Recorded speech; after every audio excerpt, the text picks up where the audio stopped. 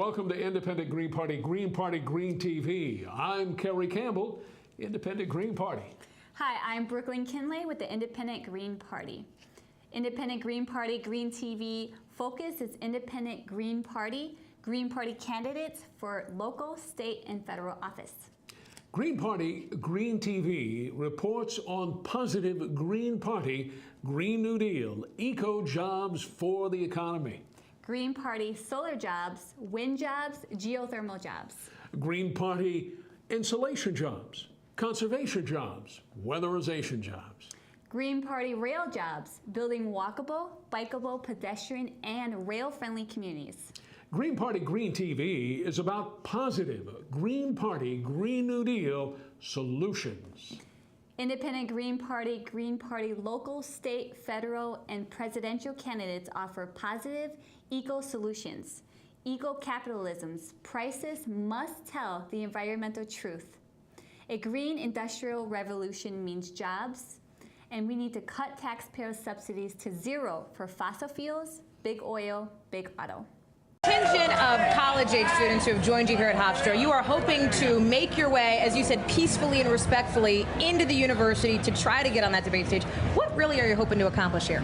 Well, what I'm really hoping to accomplish is what the American people are hoping to accomplish, which is to open up the debate so we actually have a fair and inclusive debate at a time when the American people have rejected the two establishment candidates at record levels, the most disliked and untrusted candidates in our history, when the American people, 72%, are saying they want to hear all four candidates who are on the ballot, on enough voters' ballots that we could actually win the election.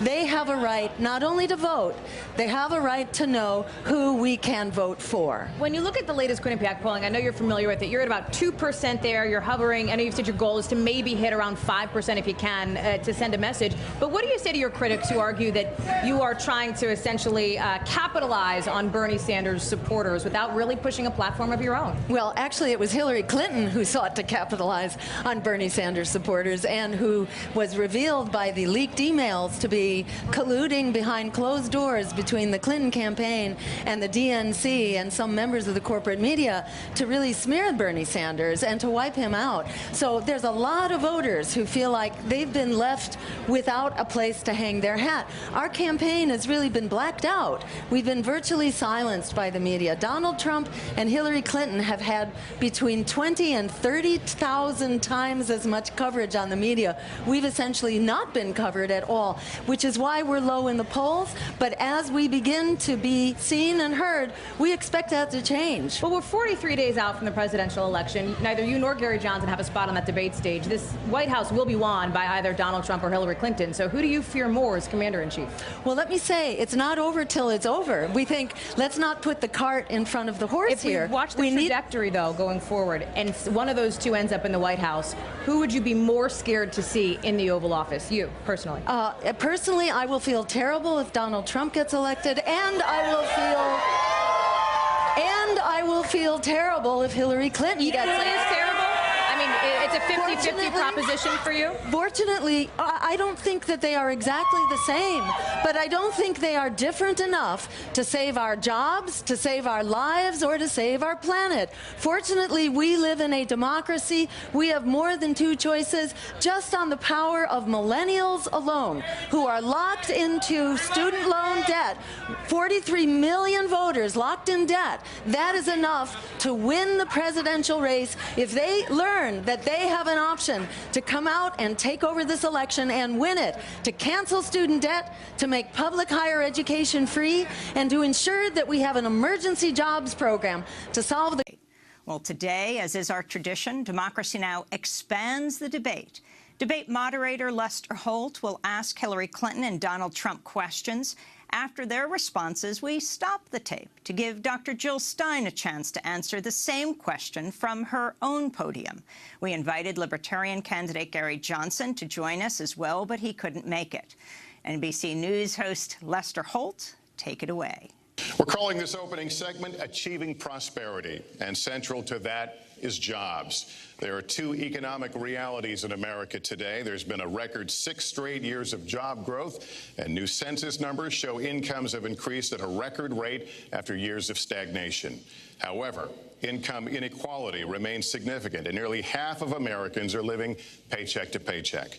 Beginning with you, Secretary Clinton, why are you a better choice than your opponent to create the kinds of jobs that will put more money into the pockets of American workers? Well, thank you, Lester, and thanks to Hofstra for hosting us.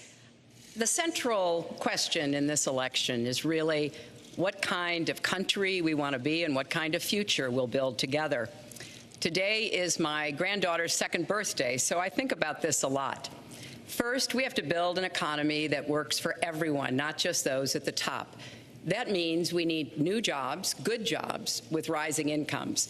I want us to invest in you. I want us to invest in your future. That means jobs in infrastructure, in advanced manufacturing, in innovation and technology, clean renewable energy, and small business, because most of the new jobs will come from small business. We also have to make the economy fairer. That starts with raising the national minimum wage and also guarantee, finally, equal pay for women's work. I also want to see more companies do profit sharing. If you help create the profits, you should be able to share in them, not just the executives at the top.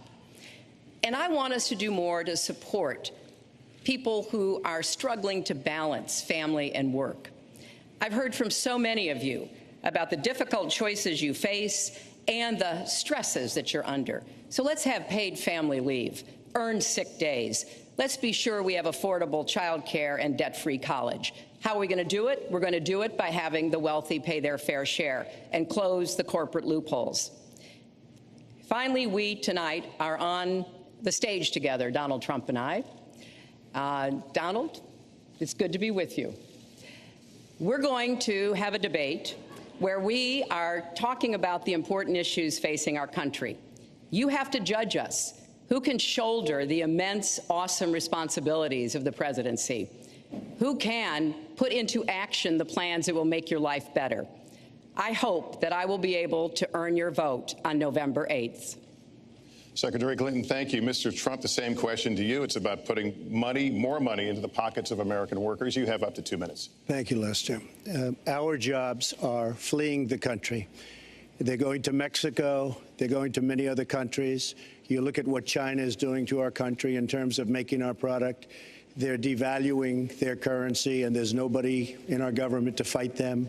And we have a very good fight, and we have a winning fight, because they're using our country as a piggy bank to rebuild China, and many other countries are doing the same thing. So we're losing our good jobs, so many of them. When you look at what's happening in Mexico, a friend of mine who builds plants said it's the 8th wonder of the world. They're building some of the biggest plants anywhere in the world, some of the most sophisticated, some of the best plants. With the United States, as he said, not so much. So Ford is leaving. You see that, their small car division leaving. Thousands of jobs, leaving Michigan, leaving Ohio. They're all leaving, and we can't allow it to happen anymore. As far as child care is concerned and so many other things, I think Hillary and I agree on that. We probably disagree a little bit as to numbers and amounts and what we're going to do, but perhaps we'll be talking about that later. But we have to stop our jobs from being stolen from us. We have to stop our companies from leaving the United States, and with it, firing all of their people. All you have to do is take a look at Carrier Air Conditioning in Indianapolis. They left, fired 1,400 people. They're going to Mexico. So many, hundreds and hundreds of companies are doing this. We cannot let it happen.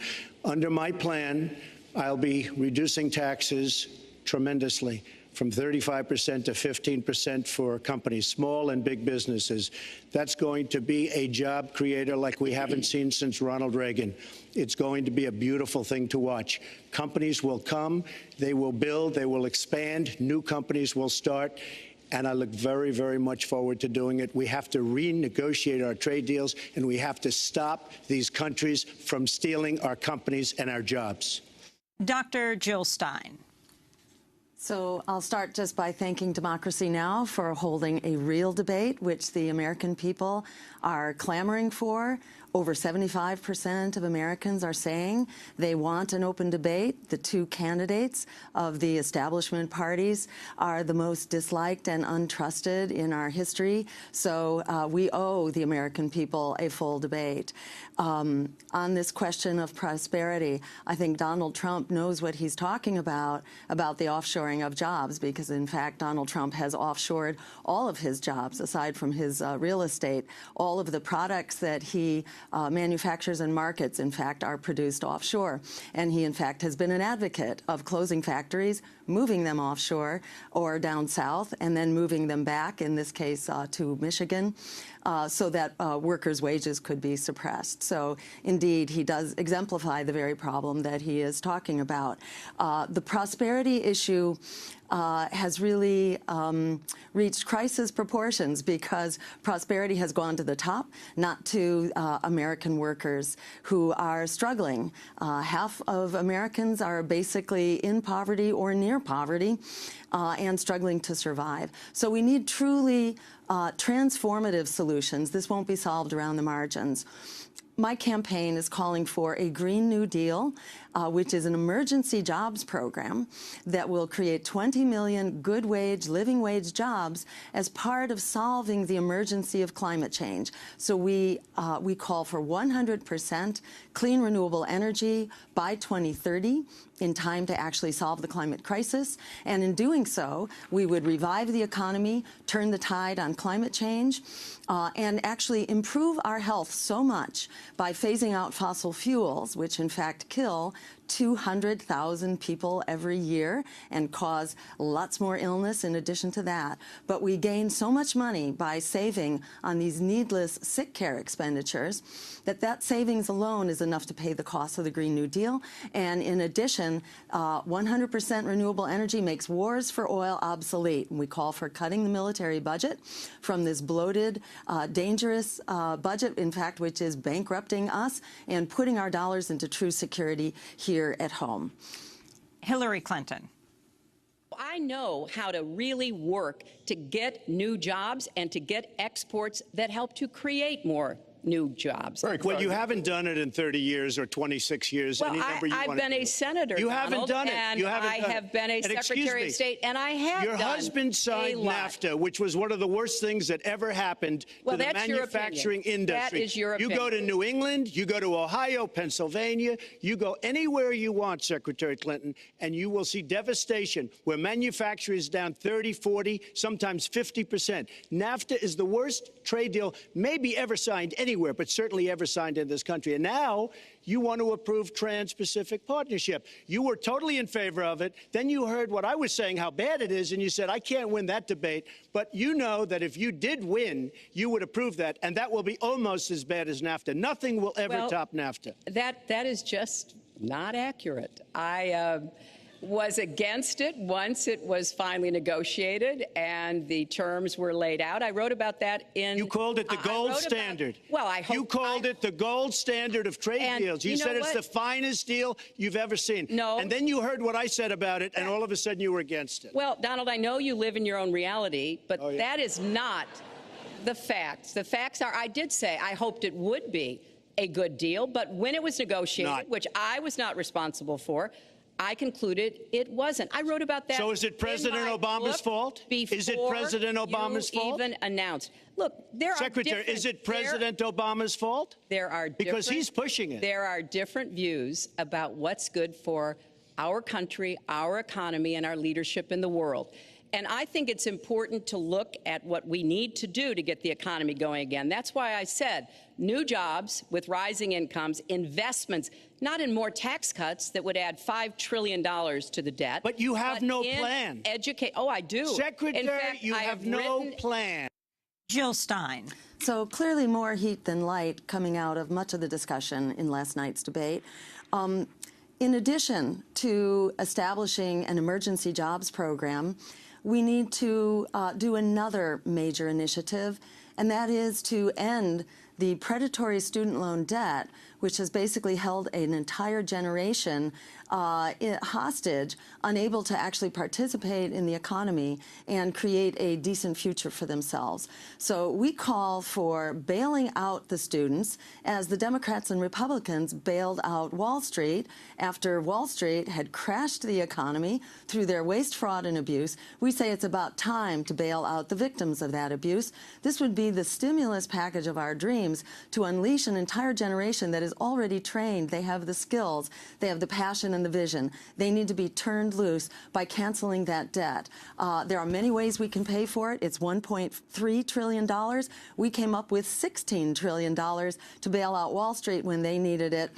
We can pay for ending student debt by creating a small tax on Wall Street, for example, or by increasing the income tax on the highest bracket of earners up to, say, 60 or 65%. We also call for making higher education free. Because, in fact, it pays for itself. For every dollar that we put into higher education, in fact, we get back $7 in return in improved benefits and in actual increased revenues. So we simply cannot afford not to make public higher education free. Dr. Jill Stein joining Hillary Clinton and Donald Trump in Democracy Now!'s special Expanding the Debate, based on last night's debate at Hofstra University, the first presidential debate. This is Democracy Now! This is what democracy sounds like. Back with the debate.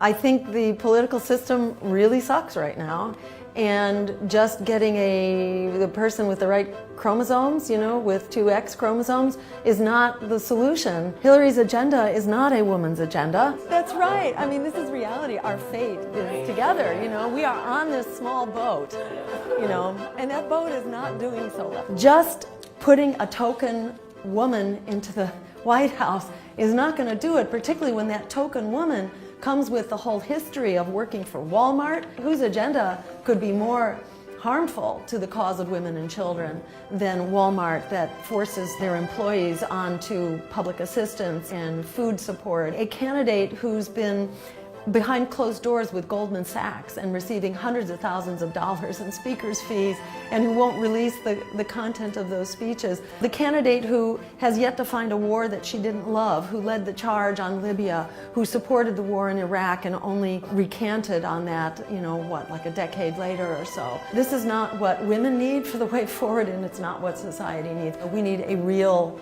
public interest agenda with a public interest party. That's what my campaign is all about. Hi, you're going to love Green TV.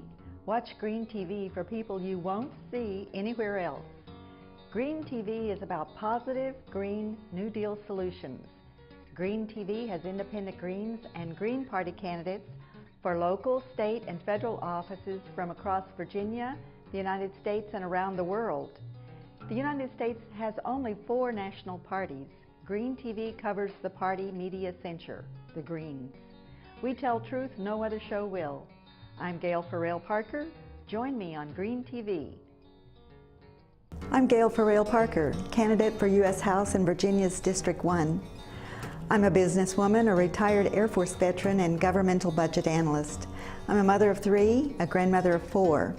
I ask for your vote for 3 reasons. I want to remove the barrier at the federal level that prevents the building of rail. The current policies say to municipal and state governments, if you build roads, the federal taxpayers will pay 80%. If you build rail, the federal taxpayers will pay 20%. The playing field should be leveled so that our municipal and state governments can solve transportation issues with mass transit. More trains, less traffic. I want to ensure we adhere to the Arms Export Control Act and to the U.S. Constitution so that we have someone to lobby on the sale of arms to foreign governments. The U.S. Constitution stipulates that the U.S. Congress is the approval authority for the sale of arms, not the State Department or the Department of Defense. Arms sales made without the approval of the U.S. Congress are illegal, and therefore we have no one to lobby if we disagree with the sales. And lastly, I ask for your vote because this election is about your tax dollars, in our children and our grandchildren's future. The federal debt, now at $17.5 trillion, makes the interest payment on that debt this year the 6th largest expense in the federal budget, just the interest payment. By building rail and stopping the illegal sale of arms, which contribute to wars abroad, we can grow the economy, create new eco jobs, cut dependence on foreign oil, balance the budget, and eventually pay off the federal debt. Rail returns $25 to the community for every dollar invested. Folks, I have faith in building rail and in alternative energy sources like solar, wind, and geothermal. Dedicated passenger rail tracks will greatly improve the quality of life for folks in District 1 and, in fact, for the entire Commonwealth. New dedicated passenger rail tracks, more trains, more often, will ensure that folks in District 1 will continue to have viable access to those good-paying jobs. Rail will make us safer, help us have cleaner air, cleaner water. We will create new green, New Deal jobs, jobs in solar energy, wind jobs, geothermal jobs, rail jobs. Echo for the economy. We can grow the economy and reduce the debt by building rail. That is why I am the best choice in this race. Citizens want new dedicated rail tracks with more trains that run more often, Williamsburg to Charlottesville and Richmond to the National Capital Region. Send me to Washington so you can count on me to get the job done.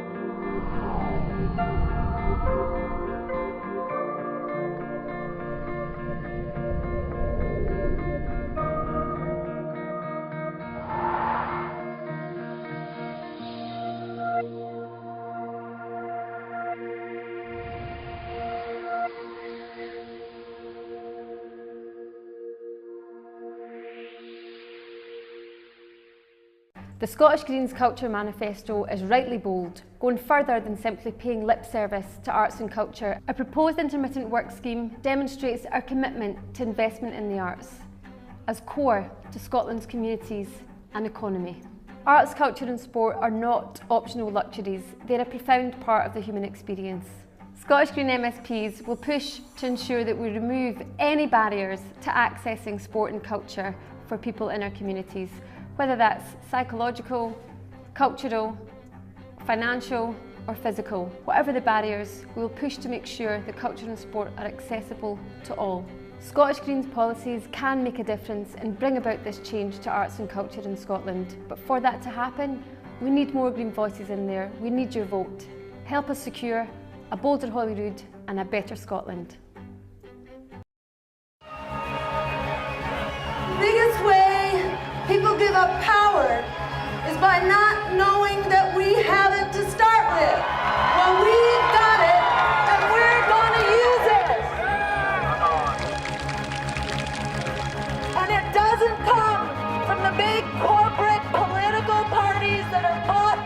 paid for by Wall Street. Their choices are not our choices. Their candidates are not our candidates. Their economy is not our economy. Their government is not our government. Their prisons are not our prisons. Their police are not our police.